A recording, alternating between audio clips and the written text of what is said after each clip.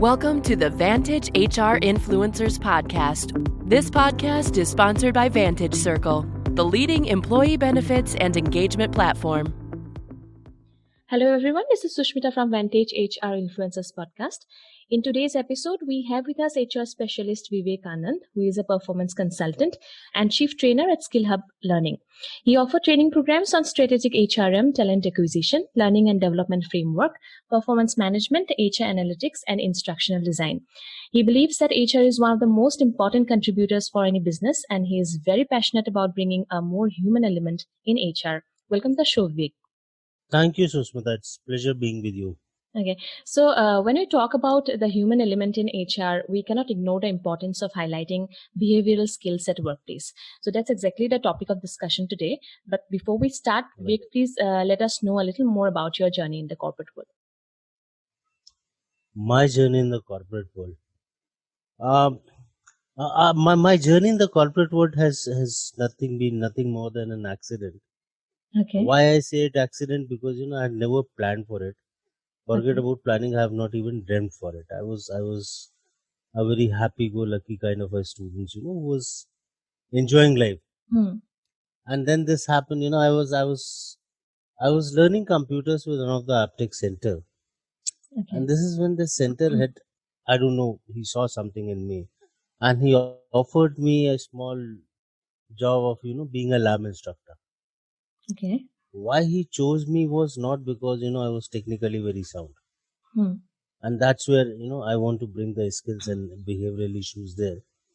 He saw that I have those abilities of controlling people, and eventually that was required in the labs, so that there is a discipline maintained, and that's how it began. Okay. I also took it because it offered some kind of pocket money for me. Okay. And the whole journey began there when when those students started to call me sir, Right. and I felt more responsible for them. Yeah. Okay. And this is where I started working with them, helping them, guiding them, and I found this is something I love doing. So people say discover your passion. How do you discover your passion? So that gentleman, and I'm indebted to him. He identified that in me, put me on that job, and from there it began. So it went on for a few years, with these institutes training and teaching his students. Before the first corporate assignment that I landed up with, this was with Tata Infotech. Tata Infotech, which is now TCS, is again an IT firm, and they had their own computer education center, and I was chosen to be academic head there. Okay. And that's how the journey began, which was not planned, which is, I say, it was an accident, but yes, a happy accident, because the right behaviors and skills were identified, and I kept on honing them. So from teaching to academics to management and to HR and learning, and it has been in a flow. Okay. So it just went on. I kept raising my milestones and just moving in. My last corporate assignment was with Tally. Okay. Where I was part of a team which was developing the HR frameworks, and basically I was handling the complete skill framework for them. So and that's where I say it was not planned. At least I never planned. But yes, it was a happy accident where the right behaviors were identified by a gentleman and put me on the right job. And when you do what you love doing, the growth is just a matter of time. Right. And that's in short is what my corporate journey is all about. Okay. It's very good to know, actually. So coming to the topic, when we talk about workplace behavioral skills, is it the thing that comes naturally as a part of being good or smart, or is it something that employees must learn and practice in the workplace? Well, it's a mix of both. Each individual has its own personality. They have their own traits, and then there are habits. Now, personality and traits are something which is inherent. which comes naturally to you. And habits are something which are formed over a period of time, and which are highly influenced by your surroundings. So as an as an employee in the organization, you have both these factors, and we need to work on both of them. Yes, habits can be developed, but changing a personality or bringing a change in behavior it's a very difficult task, and it's a very time consuming task. So if the question you ask me is whether it is inherent or whether it is can be developed, it is a mix of both. Yes, there are some inherent abilities that we have to put to the right use, and the good habits that can be developed. Okay. So So, what are the top behavioral skills to develop within employees? What are your views in it? top behavioral skills. I mean, see, this is also a result of your organization. You know what organization needs, but some very generic top of the sea. We cannot be very generalized when it comes to behavior and the habits. We need to have behaviors that suits the organization value system. But yes, some top of the generic things that I can teach and that I can think of, and or the behaviors that we need to nurture in our employees is, I mean, and we should help them developing this decision taking abilities. They must be given the freedom to work, so that they can take decisions. They can be innovative at job. They can bring a lot of value to the work. They must own their decisions. Right. Now these are some things which can be developed by showcasing the right examples, giving them the right environment. Openness to learn is again, and in the current scenario, see, and during this pandemic, a lot of disruptive things are happening. And business models are changing, technology is changing. Unless your people are adaptive to learning, they'll keep sulking, they'll keep crying because things have changed. Right. And the good ones are one who take it as a challenge and they win over it. Collaboration is another one. How to work together with the team. As a team. Work as a team. Yeah. Work as a team. So I'm on top of the mind. These could be few winning skills that can be developed in people and in your people. Then other behaviors are again more. They're best suited when they're matched with the organization vision. So it could vary from an organization to organization typically. Yeah, it will also depend on their role, right? It depends on the role. It depends on the kind of work environment. It depends on what the organization is looking to build as a brand, and that whole that changes the whole perspective. So Right. what your end goal is, and accordingly you identify what behaviors are good for it. So yes, it depends on the organization and its nature of work. But yes, if your employees have the freedom to work and take decisions, own the decision, they're open to learn, collaborate, most importantly, allow them to fail, because they learn when they fail. So, when we talk about like employee behavior, Vivek, it's not just what a person do or what he doesn't do, but the overall impact of their behavior has on the team's missions and its effectiveness. So, in that case, what would be your definition of good behavior and bad behavior? I mean, yes, you are right. I mean, individual behavior has a huge impact on team performance and morale. However, branding them or labeling them under good and bad it could be difficult. For me, it's either fit or it is unfit.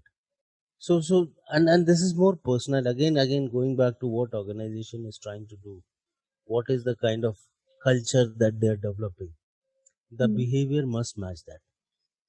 So any behavior that is aligned to the organization culture or the culture which the organization is trying to looking to build can be treated as good, or else it is, if it is not good doesn't mean it is bad. It might be good in some other place, in some other environment. So for me it is more about fitment. It's more about what is more best suited for it. Then you also check, how do we check it. So the best is, the behavior that organization requires. Check those behaviors that you need. Let us not get into a generic thing. What are those top 5 behaviors and 10 behaviors, and let's see the people have that or not. Your business is unique, your organization is unique, and so is the behaviors needed for them. Let's first identify what are the behaviors that are best suited for our vision, mission, and value system, and then choose what is more appropriate. So I again, I would not want to label them under good or bad. Bad certainly makes you not good. It's all about eligibility and ineligibility. So it's a technology organization. You cannot take a commerce student. Doesn't mean commerce student is bad. He is best suited for some other environment. So he still is good, but yes, that environment is different. So for me, I would not label them under good or bad, but yes, it's more about their appropriateness and about their how well they suit this environment. So when we talk about like HR managers, like they should have a strong foundation in organizational behavior, and they should know the mix to be effective in their roles. Would you like to highlight some of the top behaviors for successful HR managers? Yes, I mean, it's very important for an HR manager to understand organization behavior, and again, not a generic organization behavior. It's an organization behavior that your organization requires, the environment that it prevents, and this is what will help them understand what behavior will suit the organization, what will not. It should be, I mean, yes, it should be. The behavior should be one large factor to on which all your hiring decisions should be made. It's not about the skills and knowledge alone. Knowledge and skill can be developed very easily. But if you hire a behavior that is not suiting your environment, you may lose that particular person.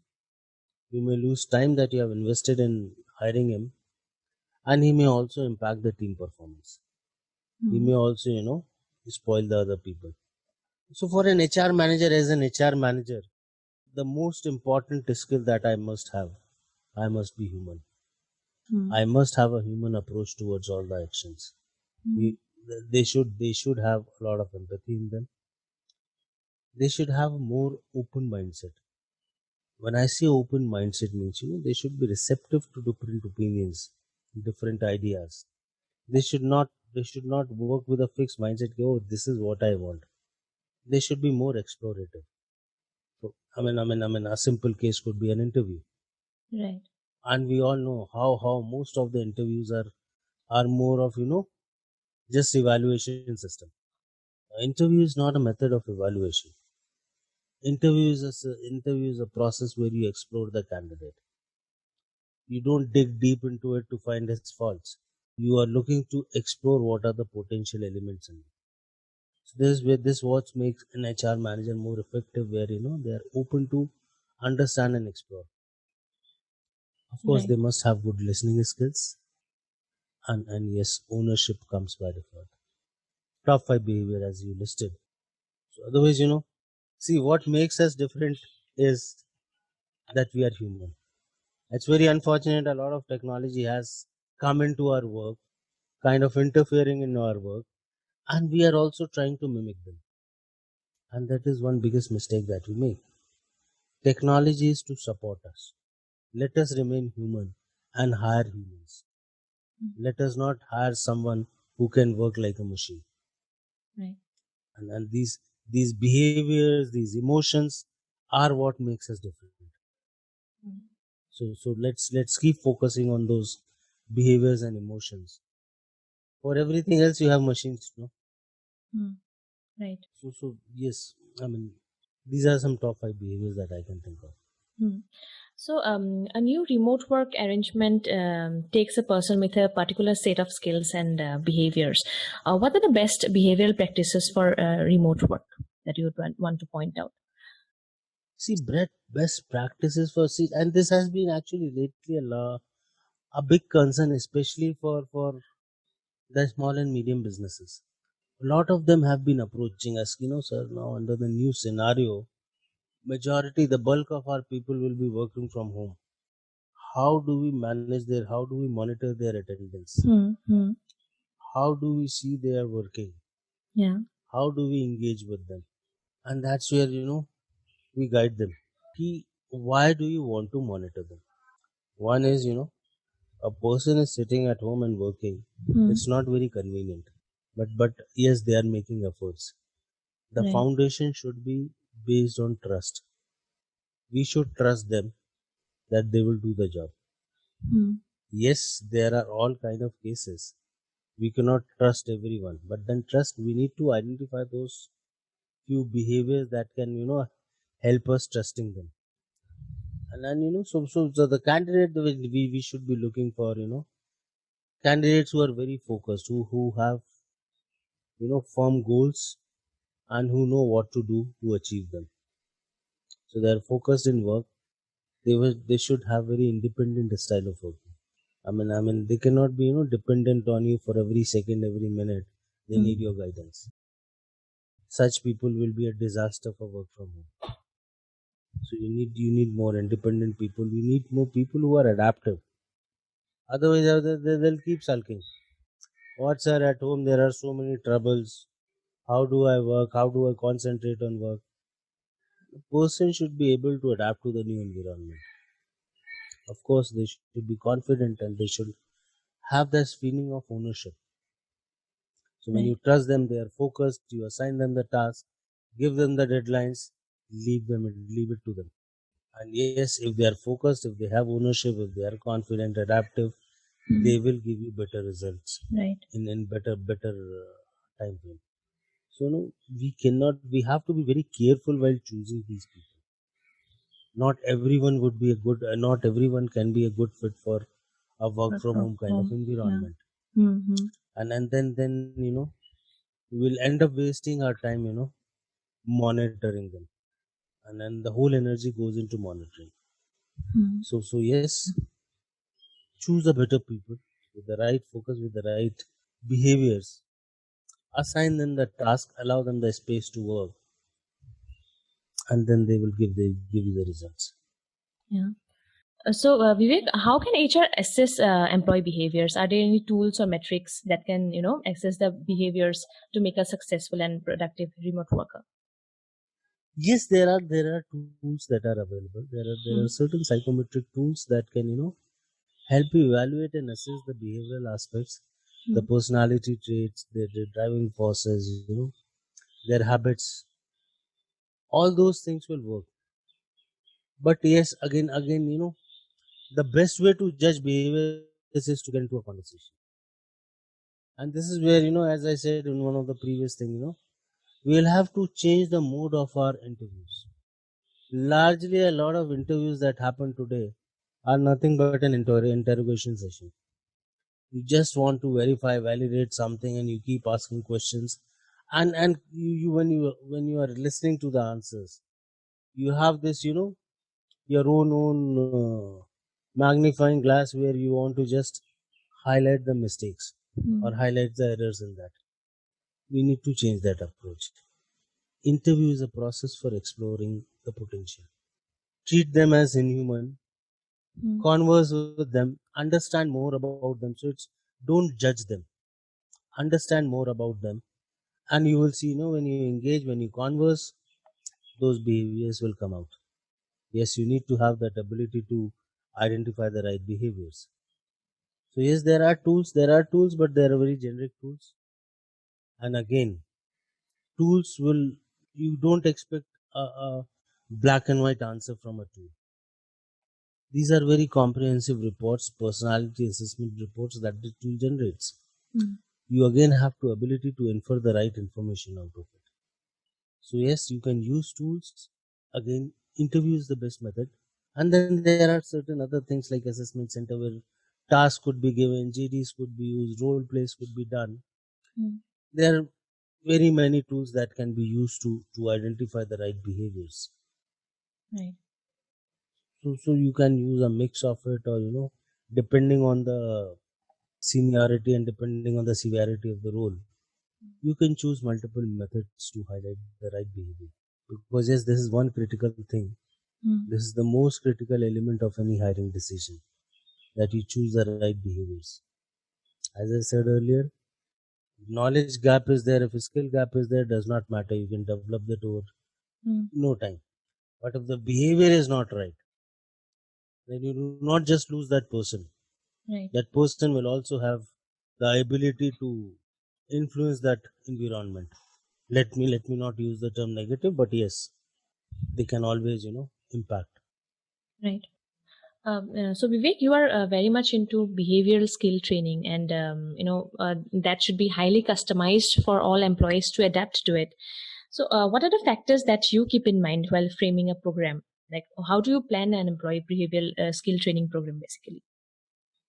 See, it's very specific. Now, what are the different factors? First factor is organization.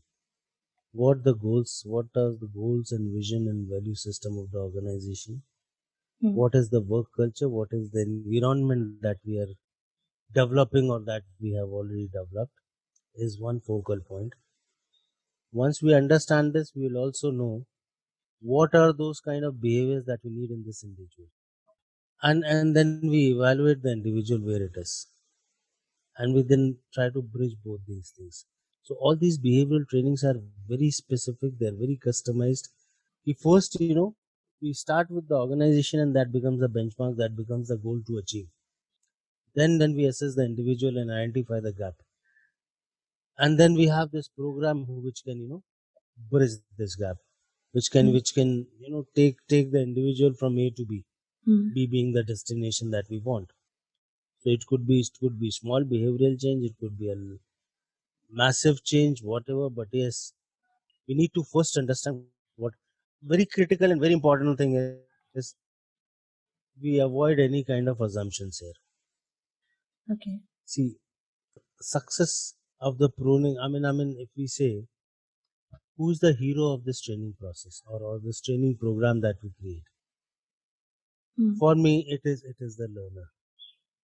It is the learner because it is learner's need. They are lacking in something, or they wish to reach to a point which they are still away from it, and this program should enable them to reach that point. So the focal point is, one is organization, that helps us understand what is the right skills and behaviors that we need, and two is the learner, who is the actual hero of the program, on how do we develop and inculcate those skills and those behaviors so that this individual can reach to the point what organization has thought for him. So the two critical elements are the behaviors that organization needs and the behaviors that the individual possesses. Identify the gap between them, identify the methods how you can build and inculcate those behaviors, and then execute the program. Yeah, so would you like to give any suggestions for HRs on how they can concentrate on behavioral skills at workplace? Very simple, one line. Hire human, treat them as human, and develop their human skills. The major mistake we make is we try to transform these humans into machine. They should complete task in time. They should do it fast. Let us treat them as human.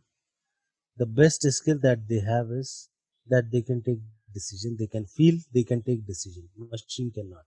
So hire them human. Hire humans. Don't hire people which are stereotyped or who knows how to do things.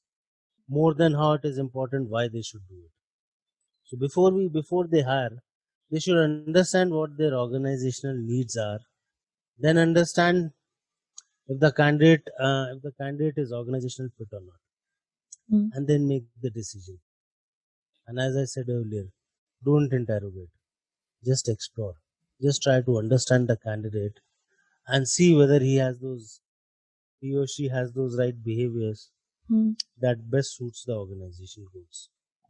So the only advice would be, just hire human, treat them as human, and develop their human potential. Okay. So lastly, how can our listeners reach out to you? Almost 18 hours I'm available on LinkedIn. Okay. So we'll share that how they can reach me on LinkedIn. Yes. Or else, yes, they can write to me on vivek@skillhubconsulting.com. Or they can reach me on my number. You can share, or the number is 99020 16223. Okay, sure. We'll put that in that show note. Okay, so that was a really interesting conversation with you, Vivek. Thank you for all your insights. Thanks, and thank you so much for joining me. Thanks a lot, Sushmita. Hope I was able to deduce, why I mean when you came to me for this, no? Right. And I immediately says because I saw one of my role model there, Harjeet Khanduja. Yeah, right. And then I had no other thought. Yeah. And I feel honored. I feel honored to be on a platform where my role models are there. Yeah. Thank you so much. I hope I was able to meet your expectations. Of course. And I hope it helps others. Yes. Thank you so much, Vivek. Thanks, Sushmita. Thanks for listening to Vantage HR Influencers Podcast. Please do subscribe to Vantage HR Influencers Podcast on Apple Podcasts and Spotify for new episodes.